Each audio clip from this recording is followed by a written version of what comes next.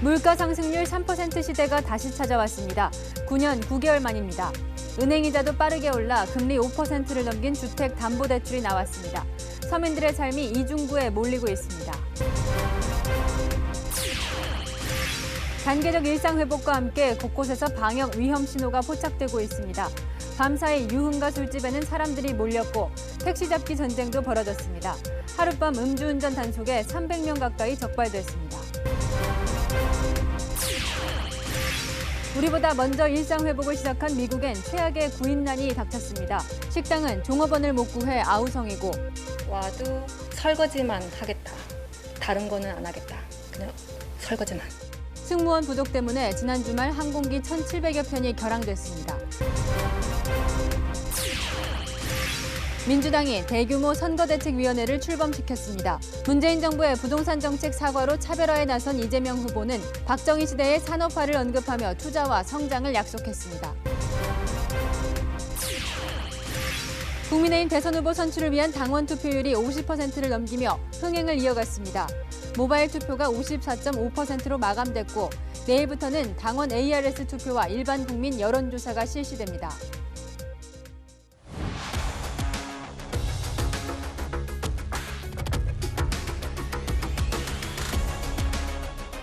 뉴스의 동정민입니다. 겨울의 문턱에서 물가와 금리 한파가 서민들을 덮쳤습니다. 자고 일어나면 오를 정도로 하루하루 무서운 오름세입니다. 물가는 거의 10년 만에 처음으로 3%대, 직접 체감하는 생활 물가는 5% 가까이 올랐습니다. 이 가장 큰 원인은 기름값입니다. 이 기름값 오르면서 원자재값 오르고, 그러면 공산품 가격 오르고, 운송비가 오르니 수입산 고기도 오르고 줄줄이 다 오르는 거죠. 자, 김장철도 다가오고 겨울 난방까지 당분간 오를 요인만 가득합니다. 어떤 품목이 얼마나 올랐는지 박재 기자가 첫 소식으로 준비했습니다. 자고 나면 오르는 기름값에 시민들은 요즘 기름 넣기가 겁납니다. 요즘 확실히 가격이 미친 가격이라고 좀 생각하고 있습니다. 주요한 것보다 약 한 15,000원 정도 이렇게 차이 나는 것 같아요. 지금. 55,000원이 됐는데 지금 8만 원. 많이 나죠. 운임은 얼마 안 되고 기름값은 비싸고 남는 게 하나도 없어요.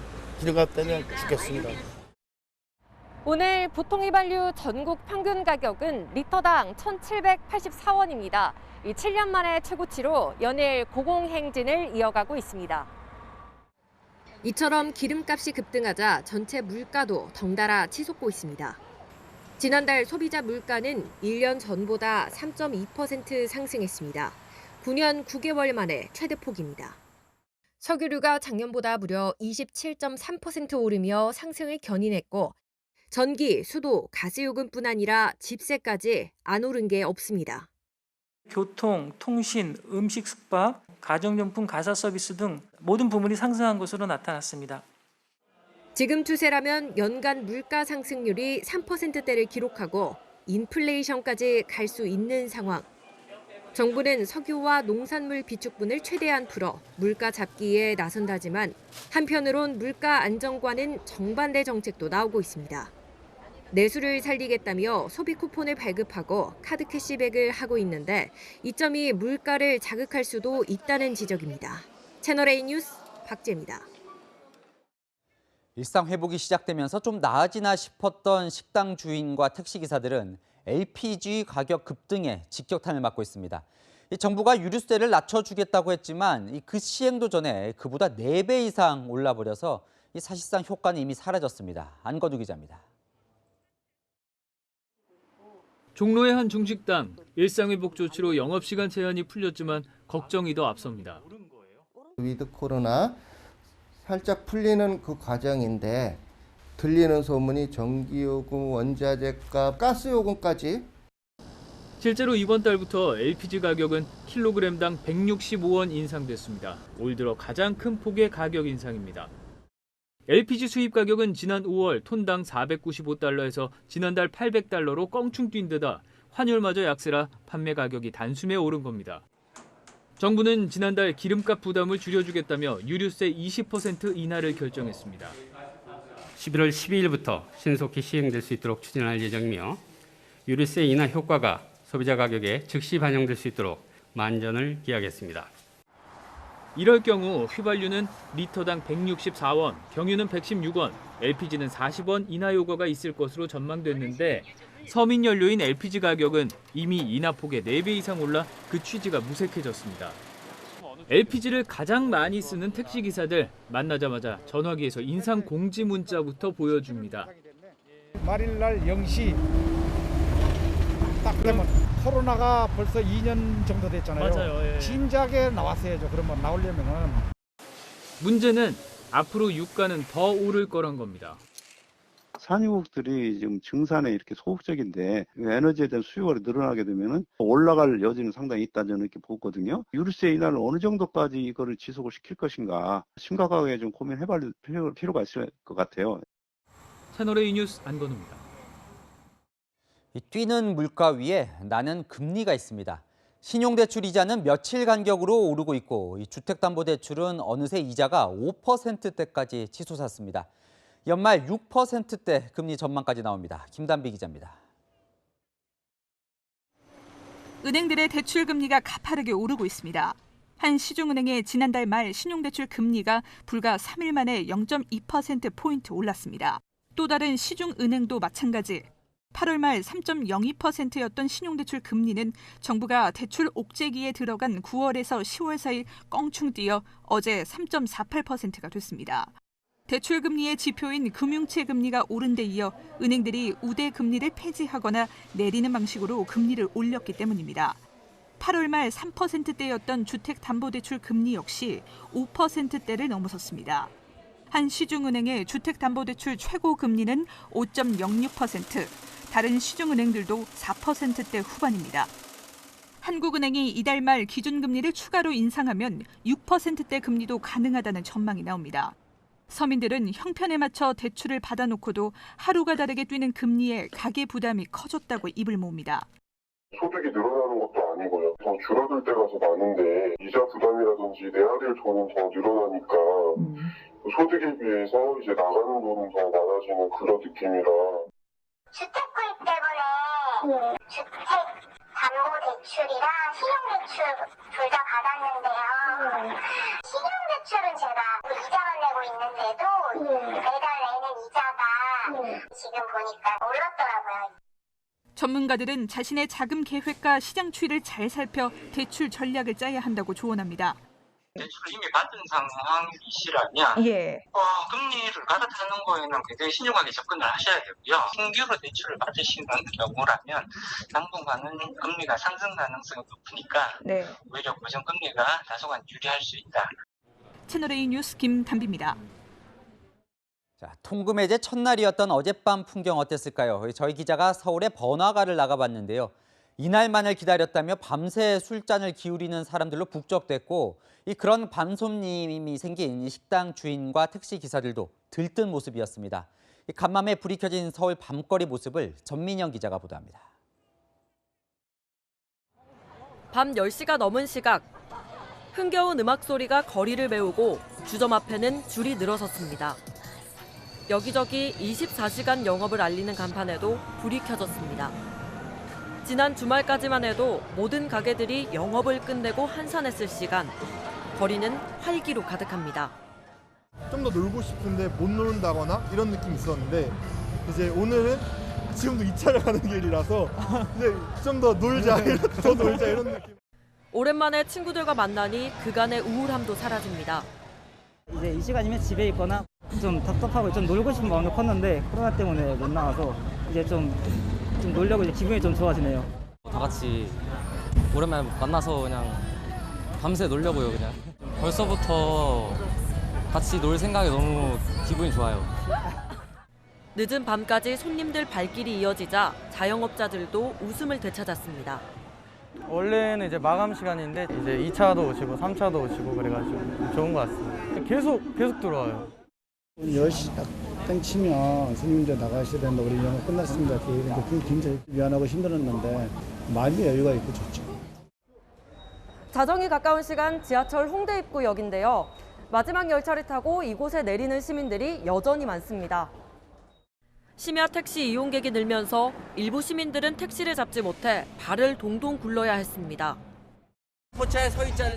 포차. 감염이 다시 확산될까 불안하기도 하지만 일상으로의 회복은 너무나 간절했습니다. 장사 잘 돼서 그동안 힘들었던 거 한 2년 동안 힘들었던 거를 좀 회복 좀 하고 그래서 했으면 좋겠습니다. 채널A 뉴스 전민영입니다. 그런데 과하면 탈이 납니다. 어제 하룻밤새 음주운전 단속에 걸린 사람만 299명, 차량 들이받고 상가 돌진하는 등 전국에서 음주 사고도 속출했습니다. 조현진 기자입니다. 경광등을 켠 채 빠른 속도로 고속도로를 달리는 견인차. 중앙선을 넘어 달아나는 검은색 SUV 차량을 가로막습니다. 인천 김포 고속도로를 달리던 SUV 차량이 견인차 2대를 들이받은 건 새벽 0시 반쯤. 운전자인 30대 남성은 사고 직후 4km를 넘게 달아나다 추격에 나선 견인차들에 붙잡혀 경찰에 넘겨졌습니다. 견인차 기사들은 또 다른 30대 남성이 몰던 승용차가 도로 분리대를 들이받은 사고를 수습하던 중 사고를 당했습니다. 도로 분리대를 들이받은 운전자와 견인차를 추돌했던 운전자 모두 면허 취소 수준의 만취 상태였습니다.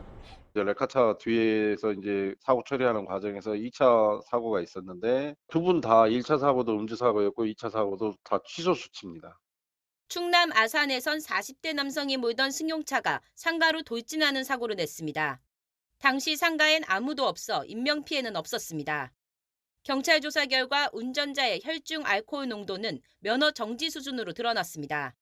동생 집들이 때문에 갔다가 이제 오면서 거기서 술 한잔 먹고 오다가 이제 사고 난 거죠. 단계적 일상 회복을 시작한 어제 하루 경찰 음주 단속에 적발된 운전자는 299명에 이릅니다. 경찰은 단계적 일상 회복과 연말 연시가 겹치면서 술자리가 대폭 늘어날 것으로 보고 내년 1월까지 집중 단속을 벌이기로 했습니다. 채널A 뉴스 조현진입니다. 이제 출근도 하고 학교도 가고 모임 약속도 많아지다 보니 이것저것 살 게 많아지기 마련이죠. 외출 때 필요한 옷, 화장품 매장에 사람들이 몰리고 있습니다. 시민들의 지갑이 열리는 곳을 조현선 기자가 취재했습니다. 가던 발길을 멈추고 마음에 드는 원피스를 만져보고 고른 재킷을 대보며 친구들과 상의도 해봅니다. 털코트에 패딩까지 겨울 외투를 할인 판매 중인 행사장은 특히나 분주합니다. 단계적 일상 회복이 시작되며 매장에도 활기가 돌기 시작했습니다. 한 백화점의 여성 의류 판매층은 최근 손님을 맞으려 새롭게 단장했습니다.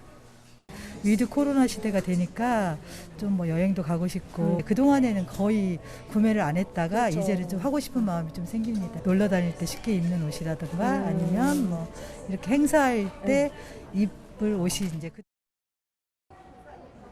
실제로 이곳 백화점의 지난 금요일부터 주말 동안 매출은 지난해 같은 기간보다 21% 늘었는데요. 특히나 이런 여성 의류나 화장품 매출 증가가 두드러졌습니다. 이렇게 꾸미는 소비자들이 늘면서 화장품도 보습에서 색조로 관심이 쏠립니다.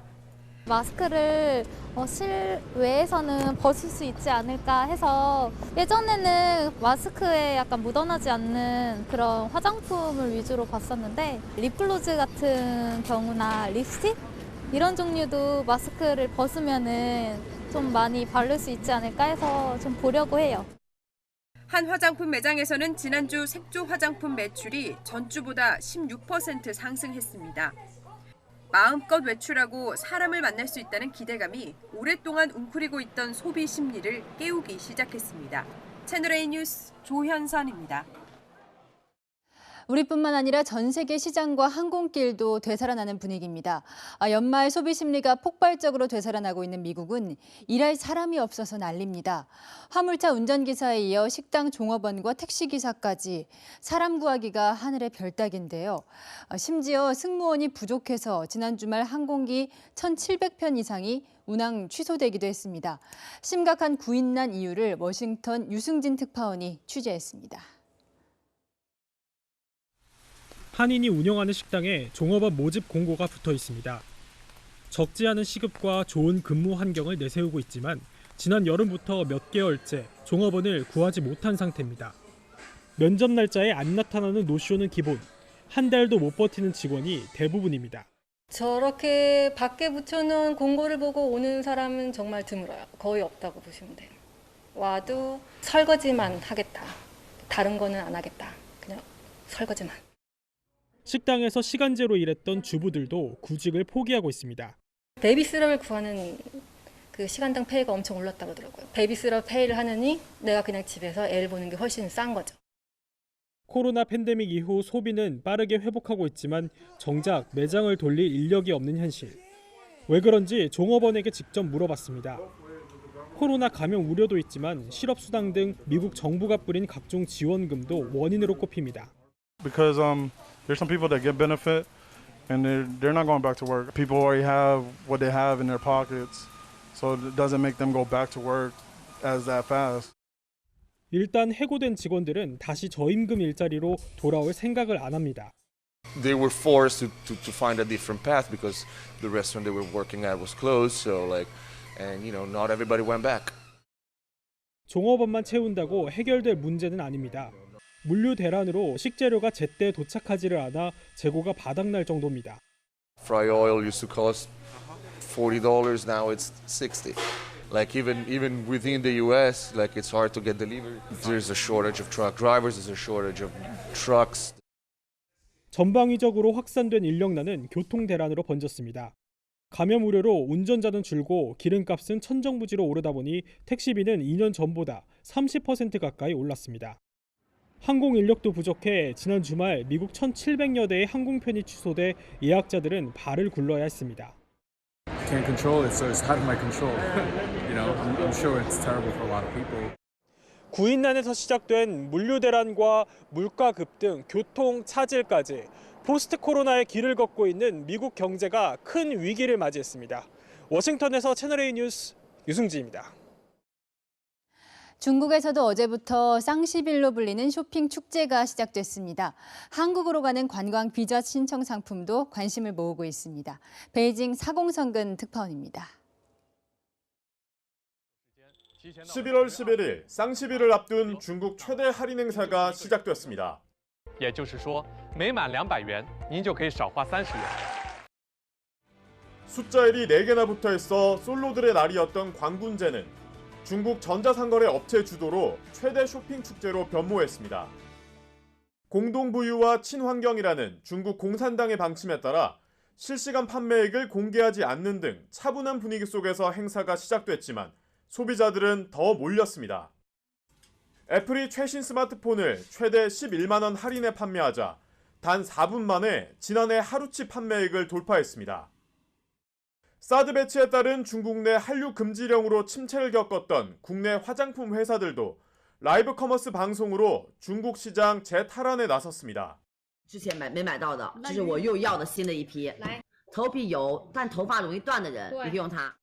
한국 관광 비자도 상품으로 등장했습니다. 코로나19 이후 발급이 중단된 5년짜리 한국 관광 비자를 20% 저렴하게 신청할 수 있습니다. 단 조건은 있습니다. 알리페이에서 운영하는 그 신용이 80% 이상이면 경제적인 조건이나 있는 분들은 대부분 다 충족을 하신 분들이고요. 다양한 비자 발급의 결격 사유가 나중에 발견됐을 경우에 저희가 이거는 저희 페이지를 통해서 100% 바로 환불 조치가 되고. 그래도 여행에 목마른 중국 소비자들은 언제부터 사용할 수 있느냐며 적극적인 관심을 보였습니다. 글로벌 물류 대란에도 알리바바는 짧으면 2시간, 늦어도 48시간 안에 상품 출고가 가능해 중국 내 상품 배달에는 차질이 없을 것이라고 밝혔습니다. 베이징에서 채널A 뉴스 사공성근입니다. 위드 코로나를 선언한 다른 나라들도 하늘길을 열기 시작했습니다. 태국과 이스라엘, 호주 등인데 모처럼 공항이 북적이는 모습입니다. 서채리 기자입니다. 짐이 실린 카트를 밀며 외국인 관광객들이 줄지어 들어옵니다. 태국 정부는 어제부터 한국을 포함한 63개국 관광객에게 다시 국경을 열었습니다. 코로나 검사로 지칠 법도 하지만 여행자들의 얼굴엔 지루한 기색은 없습니다. It was okay. It was pretty smooth. Yeah, pretty smooth. We knew it would take a while, but okay. 백신 접종 완료자에 한해 입국이 가능하며 공항에서 실시하는 PCR 검사에서 음성일 경우 하루 격리 후 자유로운 여행이 가능합니다. 부스터샷으로 4차 대유행을 어느 정도 잡은 이스라엘도 20개월 만에 국경을 개방했습니다. 백신 접종 완료자만 입국할 수 있고 백신 종류별로 완료 시점은 조금씩 다릅니다. 접종 후 6개월이 지난 사람은 항체가 약해졌다고 판단해 입국할 수 없습니다. 태국과 이스라엘이 나란히 빗장을 푼 건 침체된 관광업을 되살려 경제에 활기를 불어넣기 위해서입니다. 엄격한 거리 두기로 코로나 확산을 막았던 호주도 하늘길을 열었습니다. 오랜 시간 떨어져 있던 이산 가족들이 재회하면서 공항은 눈물바다가 됐습니다. I'm just coming to see my dad who's in hospital right now.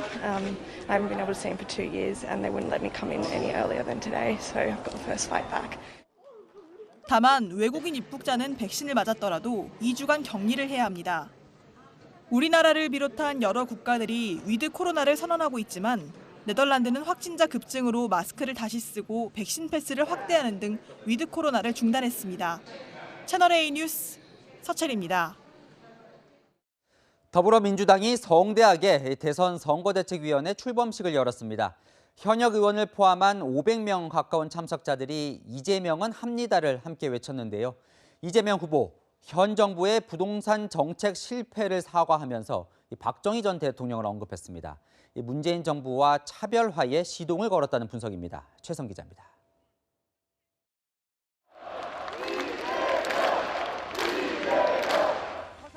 이재명 더불어민주당 대선 후보가 선대위 출범식에서 문재인 정부의 부동산 정책 실패를 사과하며 허리를 굽혔습니다. 부동산 문제로 우리 국민들께 너무나 많은 고통과 좌절을 안겨드렸습니다.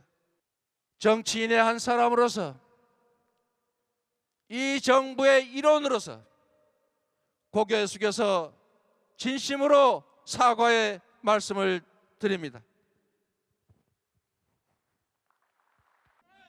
이 후보는 이재명 정부를 7번이나 언급하며 문재인 정부와의 차별화에 나섰습니다. 하루에 다르게 오르는 집값이 결혼과 출산, 직장을 포기하게 했습니다. 그러나 이재명 정부에서는 이런 일이 다시는 발생하지 않을 것입니다. 경선에서 경쟁을 펼쳤던 후보들이 앞장서서 원팀을 강조하자 울컥하는 모습을 보이기도 했습니다. 경쟁할 때 경쟁해도 하나 될 때는 하나 됐습니다.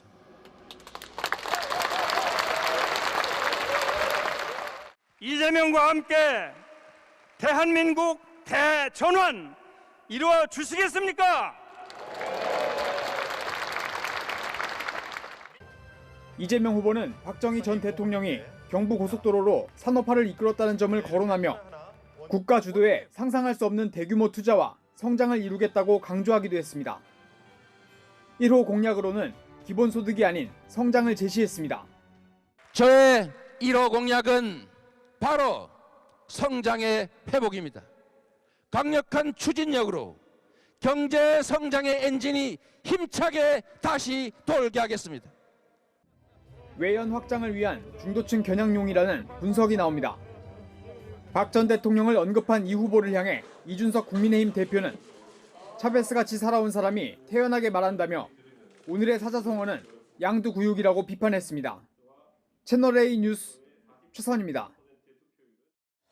민주당이 정부가 내년부터 시행하기로 한 가상화폐 과세를 미루는 안을 검토하겠다고 나섰습니다. 2030 세대 표심을 겨냥한 보석으로 보이는데요. 홍남기 경제부총리는 더 이상 미룰 수 없다고 못을 박았던 이슈죠. 전 국민 재난지원금부터 가상화폐 과세 유예까지 이재명 후보의 주장에 당이 힘을 실으면서 연일 정부를 압박하고 있습니다. 최수연 기자입니다. 이재명 민주당 후보의 측근 의원이 정부가 내년 1월부터 부과하기로 한 가상화폐 과세의 1년 유예를 요구하고 나섰습니다. 준비도 되지 않은 성급한 과세 추진은 납세자의 조세 저항만 불러일으킬 뿐 정당성이 인정되기 어렵습니다. 민주당 지도부도 조만간 당정에서 공식 논의를 시작하겠다며 화답했습니다. 이재명 민주당 대선 후보의 가상화폐 과세 1년 유예 주장을 여당이 받아들인 것으로 전국민 추가 재난지원금에 이은 두 번째 당 차원의 정책 지원입니다. 정부는 내년 1월 1일부터 가상화폐 투자로 250만 원을 넘게 벌면 초과 수입의 20%를 세금으로 물리기로 했는데 시행 2개월 전에 여당이 정부를 압박하며 제동을 건 셈입니다. 과세 당국은 당장 고집을 멈추고 경청하는 자세부터 갖추길 촉구드립니다. 이재명 후보와 민주당이 대선을 앞두고 2030 표심을 의식한 게 아니냐는 해석이 나옵니다. 실제 올해 1분기 국내 주요 가상자산 거래소 신규 가입자 10명 중 6명 이상이 2030 세대인 것으로 나타났습니다. 국민의힘은 가상자산 과세 유예 필요성을 인정하면서도 당정 조율 없이 일방적으로 발표하는 건 선거용이라며 발끈했습니다. 민주당은 이재명 후보가 요구한 최대 50만 원의 재난지원금 지급 방안에 대한 논의도 시작하기로 했습니다. 채널A 뉴스 최순입니다. 국민의힘 대통령 후보를 뽑는 당원 투표율이 이틀 만에 50%를 넘겼습니다. 이 후보 4명은 높은 투표율이 서로 자신에게 유리하다면서 남은 투표 기간 각기 다른 전략을 들고 나왔습니다. 안보금 기자가 보도합니다. 국민의힘 대선 경선 당원 모바일 투표가 마감됐습니다. 이틀간 투표율은 54.5%로 당원 투표율이 50%를 넘긴 건 14년 만입니다. 이틀간의 ARS 투표가 남아있어 이명박, 박근혜 두 후보가 치열하게 맞붙었던 지난 2007년 70.8% 기록을 깰지 주목됩니다. 윤석열 전 검찰총장은 막판 말실수를 줄이는 데 주력했습니다. 오늘 충청 지역을 방문해서도 당원들 앞에서 미리 준비한 연설문을 읽었습니다. 제가 정치 시작한 지가 이제 4달이 조금 넘었습니다만은 그동안에 여러 가지 우여곡절도 있고 어려움도 많았습니다. 우리 당원 동지 여러분의 강력하고 변함없는 지지와 성원이 없었으면 부산을 찾은 홍준표 의원은 감성에 호소했습니다. 김영삼 대통령 이후 불경이 배출한 또 한 명의 대통령이 저는 되고자 합니다. 야간 경비원의 아들, 까막루의 엄마의 아들도 대통령이 될 수 있다는 기적의 대행진을 시작하십시다. 어제 대구에서 큰절을 한 모습을 SNS에 올리며 제가 빚진 곳은 오로지 국민뿐이라고 적기도 했습니다. 유승민 전 의원은 언론 인터뷰로 원희룡 전 제주지사는 성남 대장동에서 청와대까지 도보행진으로 이재명 민주당 후보에 맞설 적임자라고 강조했습니다. 아주 사탕발림이죠. 기본소득 지금 당장도 재난지원금 전 국민한테 또 주자 그러잖아요. 우리 야당 후보는 이재명 후보와 누구도 대신해 줄 수 없고 누구도 코치해 줄 수 없는 4개월간의 장기전을 치러야 됩니다. 국민의힘 경선은 내일부터 이틀 동안 당원 ARS 투표와 일반 국민 여론조사가 진행됩니다. 채널A 뉴스 안보겸입니다.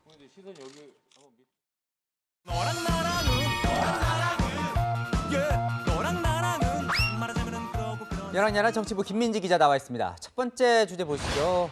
민주당 이재명 후보 그리고 파란 보자기 물결이 보이네요. 네, 오늘 이 후보 선대위 출범식에서 가장 강조한 것이 바로 원팀입니다.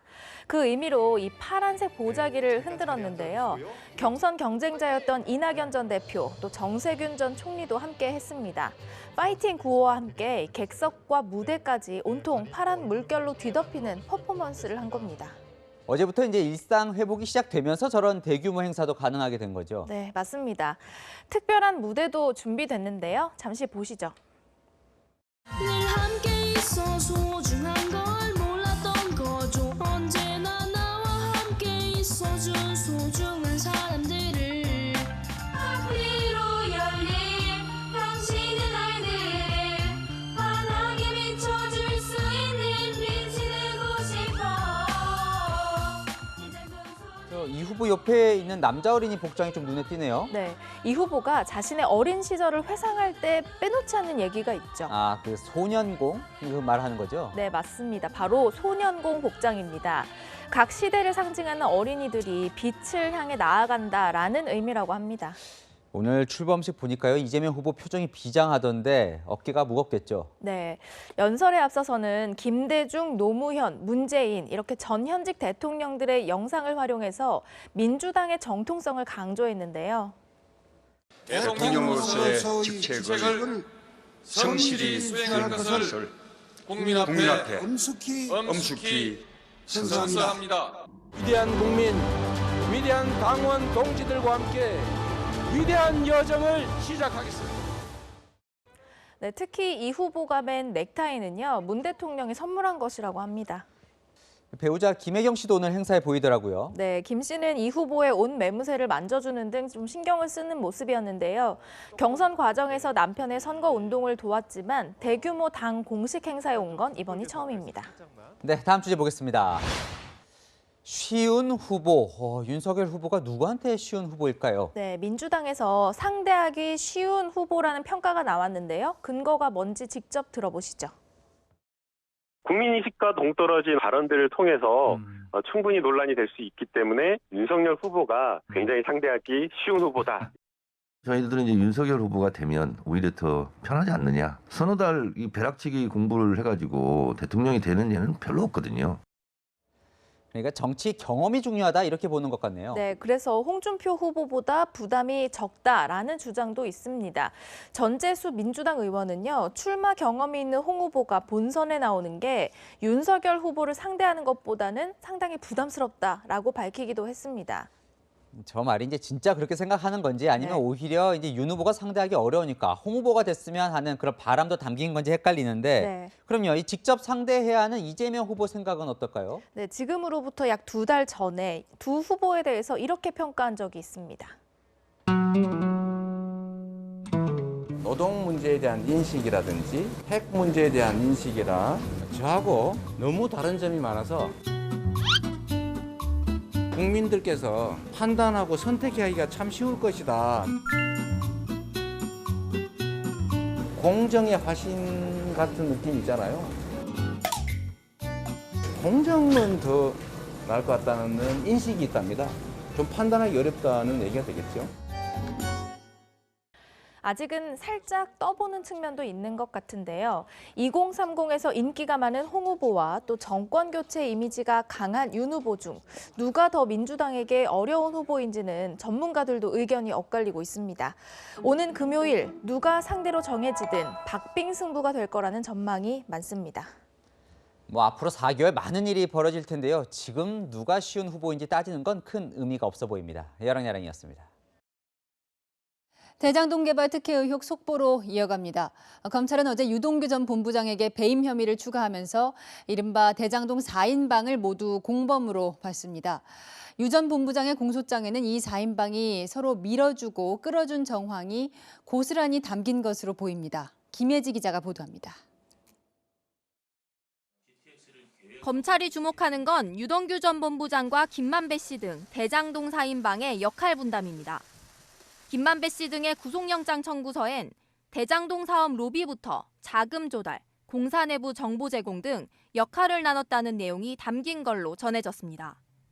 검찰은 성남도시개발공사의 공모지침서도 4인방이 사실상 함께 작성한 걸로 보고 있습니다. 정영학 회계사가 공모지침서에 담길 내용을 정리해 김만배 씨에게 주면 유동규 본부장을 거쳐 공사 전략투자팀 차장이었던 정민용 변호사에게 전달됐다는 겁니다. 정 변호사는 남욱 변호사와 친분이 두터운 걸로 알려진 인물입니다. 구속영장 청구서엔 민간 사업자들이 요구한 7가지 필수 조항이 공모지침서에 포함됐다는 내용도 담긴 걸로 전해졌습니다. 성남도시개발공사는 확정 수입만 받고 컨소시엄에 대형 금융사가 들어가야 하며 대형 건설사의 참여는 배제돼야 한다는 겁니다. 김 씨 등은 내일 구속영장 심사에서 이전과 마찬가지로 혐의를 부인할 걸로 보입니다. 횡령, 배임, 뇌물 공여 혐의 이렇게 3가지 적시됐는데요. 전부 다 부인하시는 거죠? 네, 부인하고 있습니다. 사실이 아닙니다. 검찰은 정영학 회계사의 경우 수사에 협조하는 등 구속을 서두를 필요가 없다고 보고 구속영장 청구를 보류한 상황입니다. 채널A 뉴스 김예지입니다. 그런데 유동규 전 본부장의 공소장이나 김만배 씨의 구속영장에 그들보다 더 윗선의 개입 여부에 대한 설명은 없었습니다. 그래서 정치권 안팎에선 꼬리 자르기 수사라는 비판도 나오고 있습니다. 박건영 기자가 보도합니다. 검찰은 유동규 전 본부장 등에게 배임 혐의를 적용했지만 공소장이나 구속영장에 윗선 개입 여부에 대한 판단을 밝히지 않았습니다. 당시 성남시장이었던 이재명 민주당 대선 후보는 물론 정책보좌관이었던 정진상 캠프 총괄 부실장도 언급하지 않았습니다.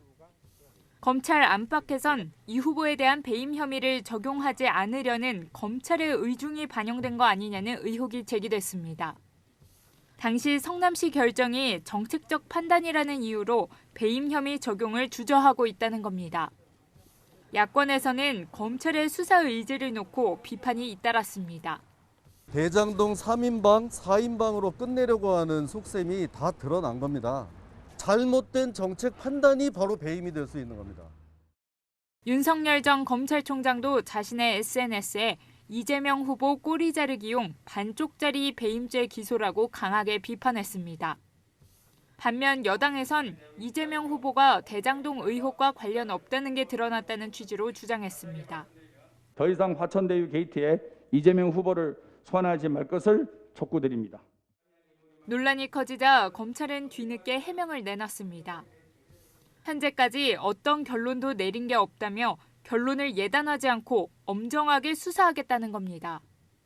하지만 검찰은 수사 결과를 발표할 때 피고발인 신분인 이재명 후보에 대해 어떻게든 판단을 내놔야 하는 상황입니다. 어떤 결론을 내더라도 정치적 논란이 불가피해 보입니다. 채널A 뉴스 박건영입니다. 네, 또 다른 유력 대선 후보와 관련한 고발 사주 의혹 수사도 속도를 내고 있습니다. 공수처는 수사 착수 55일 만에 핵심 인물인 손준성 검사를 소환 조사했습니다. 이윤우 기자입니다. 고발 사주 의혹과 관련해 오늘 오전 피의자 신분으로 고위공직자범죄수사처에 출석한 손준성 검사. 손 검사는 지난해 4월 국회의원 선거를 앞두고 여권 인사들에 대한 수사를 위해 야당에 고발을 사주한 혐의를 받고 있습니다. 손 검사는 직권남용과 공직선거법 위반 혐의로 공수처에 입건돼 있습니다. 공수처는 손 검사가 텔레그램 메신저를 이용해 김웅 국민의힘 의원에게 고발 관련 자료를 보낸 사실이 있는지 집중 조사했습니다. 손 검사는 김 의원에게 고발장 등을 전달한 사실이 없다고 주장하고 있습니다. 앞서 공수처는 손 검사가 소환에 불응하자 지난달 20일 체포영장을 청구했으나 법원에서 기각됐고 사흘 뒤 청구한 구속영장도 기각돼 논란이 일기도 했습니다. 당시 법원은 구속 필요성에 대한 증명이 부족하다는 이유를 들었습니다. 현명한 결정을 해주신 사법부에 감사드립니다. 네, 이상입니다. 앞서 공수처는 여운국 차장검사가 고발 사주 의혹 수사를 직접 총괄하도록 했습니다. 사실상 공수처 소속 검사 대부분을 이 사건 수사에 투입한 걸로 전해졌습니다. 손 검사에게 고발 관련 자료를 받았다는 의혹이 제기된 김웅 의원도 조만간 공수처의 소환 조사를 받을 전망입니다. 채널A 뉴스 이윤우입니다. 네, 요즘 아파트 매물 씨가 마르며 내 집 마련 수요가 오피스텔로 몰리고 있습니다. 선착순 분양을 받기 위해 밤샘 긴 줄까지 서고 있습니다. 박정석 기자입니다. 인천 서구 한 모델하우스 앞 수백 명의 인파가 몰려 있습니다. 오피스텔 계약 잔여분 선착순 분양을 받기 위해 어젯밤부터 꼬박 줄을 선 겁니다. 82제곱미터 펜트하우스는 8가구 모집에 947명이 몰렸고 나머지 물량도 빠르게 소진됐습니다. 지금도 서 계시는 것 같으세요. 다세대 이제 3공 물량은 이제 끝났어요. 74제곱미터하고 78제곱미터가 이제 끝나셨어요. 뜨거운 열기에 수도권 오피스텔 분양가도 연일 천정부지로 치솟고 있습니다. 오늘 청약을 시작한 과천의 한 오피스텔은 84제곱미터 분양가가 16억 1,800만 원, 펜트하우스형은 무려 22억 원에 달합니다. 경쟁이 있어서 계약 못 하시는 분들도 많으실 거예요. 이제 전국에서 다 보시는 거기 때문에 당연히 경쟁이 높을 수밖에 없죠. 지난달 서울 강북 지역 아파트 평균값인 9억 7천만 원보다 2배나 비싸지만 수요가 몰리고 있는 겁니다. 아파트보다 규제가 덜하기 때문입니다. 주거용 오피스텔은 주택 소유 여부나 거주지와 관계없이 청약할 수 있고 아파트와 달리 100% 추첨제입니다. 대출 담보 인정 비율 LTV도 최대 70%까지 나오고 취득세 중과도 적용되지 않습니다. 하지만 전문가들은 신중한 투자를 조언합니다. 대지 지분이 적어서 투자 가치가 떨어지고 또 아파트 가격이 하락하게 되면 덩달아 하락하는 경향이 높기 때문에 주거용 오피스텔은 집값 하락기 때 아파트보다 더 빨리, 더 많이 떨어질 수 있다는 겁니다. 채널A 뉴스 박정서입니다. 네, 부산 해운대 해수욕장 코앞에 있는 초고층 주상복합 건물이죠. LCT 건물 로비에 텐트가 등장하고 고성이 오가고 있습니다. 어떤 사연인지 홍진우 기자가 취재했습니다. 로비 한가운데 초록색 텐트가 설치돼 있습니다. 복도 맞은편 다른 로비에도 텐트가 놓여 있습니다. 텐트 2개가 들어선 건 지난달 28일. 로비 한 켠은 건물 내 레지던스 이용객이 체크인 전 대기 공간으로 이용돼 왔습니다. 레지던스 소유주들이 안내 데스크를 설치하려 하자 실거주 입주민들이 이를 저지하면서 갈등이 시작됐습니다. 공용 공간인 로비에 안내 데스크 설치를 막겠다며 텐트가 등장했고 레지던스 소유주들도 텐트를 치면서 대치가 이어지고 있습니다. 주거시설과 생활형 숙박시설이 혼재된 건물의 특성 때문에 이런 갈등은 일찌감치 예견돼 왔습니다. 생활형 숙박시설 관련법 개정 이후 레지던스는 주거 용도로 분양할 수 없습니다. 하지만 LCT 분양 당시엔 관련 규정이 없어 전체 561세대 중 369세대는 주거 용도로 나머지는 레지던스를 숙박용으로 위탁하는 가구가 분양을 받았습니다. 양측은 양보할 수 없다며 팽팽히 맞서고 있습니다. 불법으로 공용부에 자기들의 접객 데스크를 기습적으로 설치를 한 겁니다. 네, 그거에 대한 대항으로 텐트를 설치하게 된 거죠. 자기들이 퇴거를 하시든지 아니면 위탁을 맡기시든지 허가를 내줄 때 관광 특구 지역에 레지던스를 지으라고 내준 거예요. 양측 간 고소 고발이 이어질 걸로 예상되는 상황. 레지던스 위탁 운영업체도 영업 피해를 이유로 경찰에 고발하겠다는 입장이어서 갈등은 한동안 계속될 전망입니다. 채널A 뉴스 홍진호입니다. 헤어진 연인의 차량에 위치 추적 장치를 붙이고 스토킹한 50대 남성이 붙잡혔습니다. 온몸을 감추는 방진복까지 입었지만 결국 CCTV에 포착됐습니다. 김정근 기자가 보도합니다. 늦은 밤 주택가 골목을 어슬렁거리는 남성. 진회색 방진복에 라텍스 장갑까지 꼈습니다. 주차된 흰색 차량으로 다가가더니 CCTV를 힐끗 쳐다봅니다. 그리고는 갑자기 차 아래로 몸을 숙이고 차체에 무언가를 붙입니다.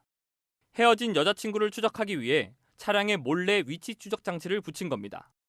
이 남성은 지난 7월부터 옛 여자친구의 차량과 자전거는 물론 이 여자친구의 지인 차량까지 모두 6대의 위치 추적 장치를 달았습니다. 피해자인 여성은 넉 달 동안 가는 곳마다 이 남성이 나타나는 걸 수상히 여기고 카센터를 찾아가 위치 추적 장치가 붙은 걸 알아냈습니다. 경찰은 남성을 스토킹 처벌법 등의 혐의로 구속하고 검찰에 사건을 넘겼습니다. 남성은 CCTV에 포착될 경우 신분 노출을 피하기 위해 방진복을 입었다고 진술한 것으로 전해졌습니다. 강화된 스토킹 처벌법이 시행된 건 지난달 21일.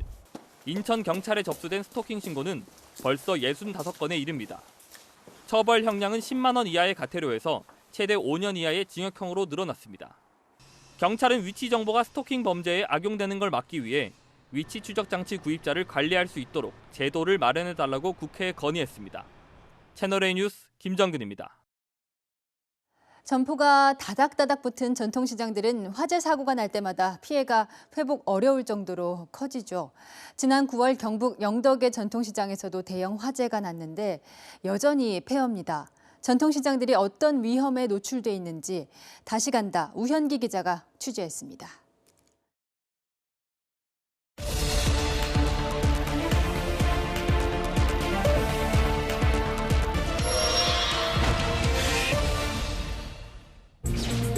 경북 영덕의 전통시장 골목을 비추는 CCTV 화면입니다. 이른 새벽 화면 왼쪽 수족관 냉각기에서 불꽃이 튀더니 천장에까지 옮겨 붙은 불이 걷잡을 수 없이 번집니다. 검은 연기는 삽시간에 시장 전체를 뒤덮었습니다. 4, 5분 정도 지나 작업하다가 막 유독가스 마시고 그러고 막 폭발음이 그렇게 나더라고요. 이러다가 죽겠다 싶어서 도망 나온 거예요. 지난 9월 초에 발생한 이 화재로 전통시장 점포 70여 개가 불탔습니다. 한 명이 부상을 입었고 상인들은 삶의 터전을 잃었습니다. 2달 만에 다시 찾은 시장.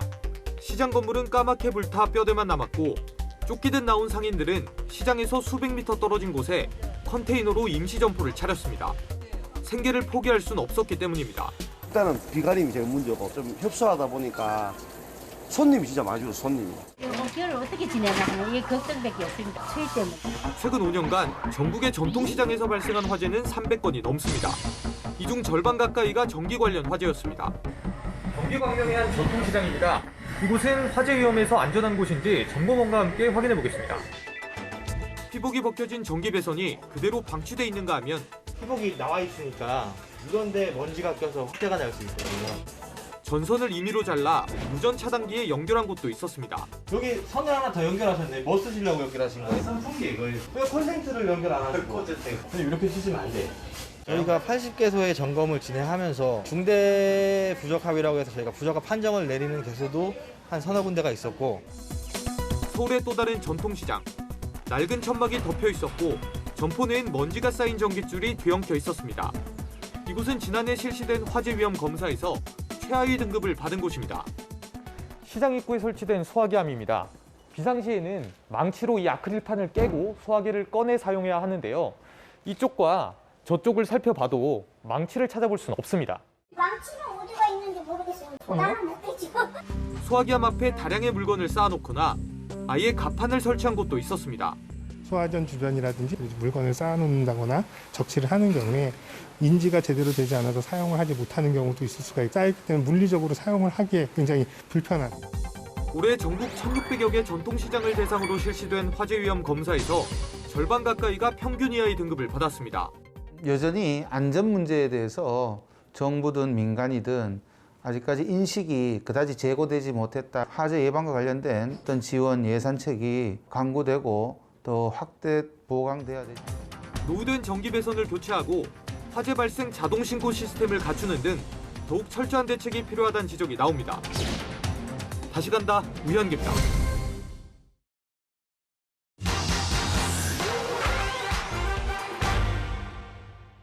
다섯 번째 게임은 징검다리 건너기입니다. 강화유리와 일반 유리 어느 쪽을 택하느냐에 따라서 운명이 정해지는 드라마 오징어 게임 속 장면 기억하시죠? 그런데 유리공 출신 게임 참가자가 소리를 들어보고 빛을 비추는 방법으로 이 둘을 구분했는데 현실에서도 가능한 건지 확인해 봅니다. 먼저 현직 유리공에게 물었습니다. 눈으로 절대 구별이 안 가죠. 소리도 크게 다르진 않을 거예요. 그런데 구분 가능하다는 의견도 만만치 않았습니다. 약간 파도시고 물 때문에 그 자국이 들리는 거예요. 강화된 건 쇠소리가 나고 일반 유리 그냥 통통통 강화시킨 건 땅땅땅. 일반인들도 구분을 할 수 있을까요? 팩트맨이 직접 확인해봤습니다. 크기가 같은 일반 유리 그리고 강화 유리입니다. 겉모습만 봐선 별 차이 없어 보이는데요. 팩트맨이 눈을 감고 오징어 게임 속 장면처럼 유리 구슬을 던져보겠습니다.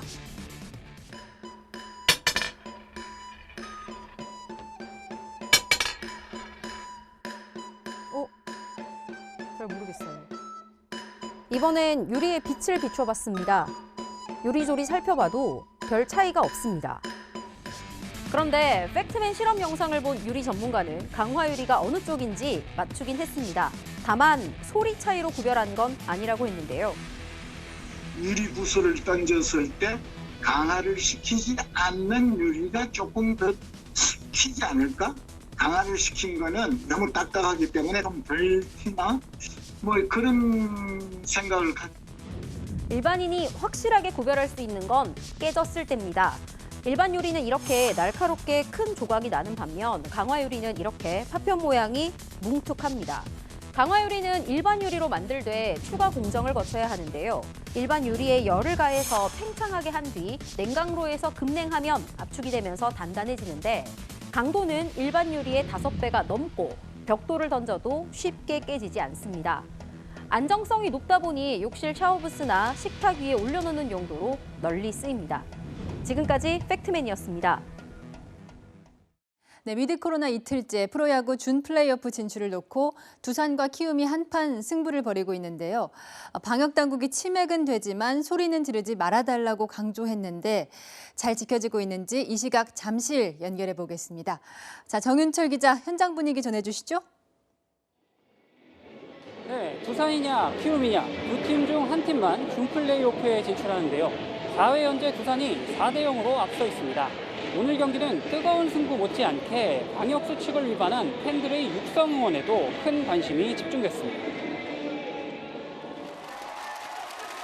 1차전이 열린 어제 잠실 야구장은 위드 코로나 시대의 첫 현장 관람을 즐기려는 팬들의 함성과 응원가 소리가 가득했습니다.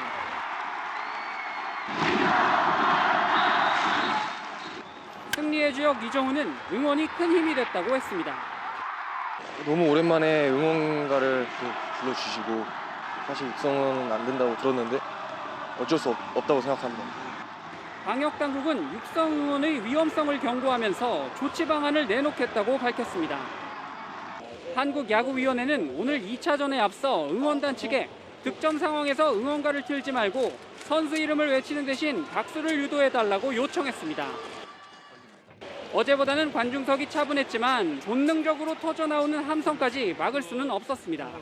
그냥 경기 내내 마스크를 쓰게 하고 싶은 거면 사실 취식도 금지하는 게 맞다고 저는 생각을 했습니다. 백신의 효력을 입증할 거면은 마스크까지 다 벗고 먹을 거 먹으면서 응원하는 게 맞지 않나라고. 야구장에서 오는 의미가 솔직히 응원하려고 오는 것도 있고 팀이 득점했을 때나 홈런 때렸을 때 우발적으로 나올 수도 있기 때문에. 지금까지 서울 잠실 야구장에서 채널A 뉴스 정희철입니다. 아침엔 쌀쌀했지만 낮엔 따스한 가을볕에 겉옷이 두껍게도 느껴진 하루였습니다. 이렇게 일교차 크고 맑은 가을철에는 밤사이 수증기가 물방울로 변하면서 안개가 자주 발생하는데요. 내일도 역시 안개로 출근길 시야가 뿌옇겠습니다. 가시거리가 200m 이하로 짧아지는 만큼 조심히 운전하셔야겠습니다. 내일 아침 오늘만큼 쌀쌀합니다. 서울은 7도로 출발하고요. 내륙에는 서리가 내리기도 하겠습니다. 날은 대체로 맑겠는데요. 저녁부터 모레 새벽까지 중부 곳곳에는 비가 내리겠습니다. 양은 5mm 아래로 적지만 천둥과 번개가 치면서 요란하겠습니다. 내일 한낮에 서울은 17도, 대구는 19도로 선선하고요. 밤부턴 중국발 스모그가 유입되면서 당분간 미세먼지 수치가 높겠습니다. 절기상 입동인 일요일엔 전국에 비가 내리겠고요. 이후로는 기온이 뚝 떨어지면서 초겨울 추위가 찾아올 전망입니다. 날씨였습니다. 인형과 놀이터를 좋아했던 5살 소녀의 이름은 소율입니다. 이렇게 해맑던 소율이가 닷새 전 심장과 신장을 친구들에게 주고 하늘의 별이 됐습니다. 한 줌의 재가 되기보다 누군가를 살리고 싶었다는 소율이 아버지의 말이 가슴을 먹먹하게 하는데요. 하루 16명 정도가 장기 기증을 기다리다 생을 마감하고 있지만 내 자식의 장기 기증, 결심이 쉽진 않죠. 지난해 7명에게 생명을 나눠주고 떠난 9살의 홍준이 아버지는 이렇게 고백합니다. 모든 순간이 힘들죠, 모든 순간이. 홍준이가 없는 여름, 홍준이가 없는 가을. 장기 기증을 하면 우리 아이 심장이 어딘가에서 살아있을 거라고 그렇게 믿고.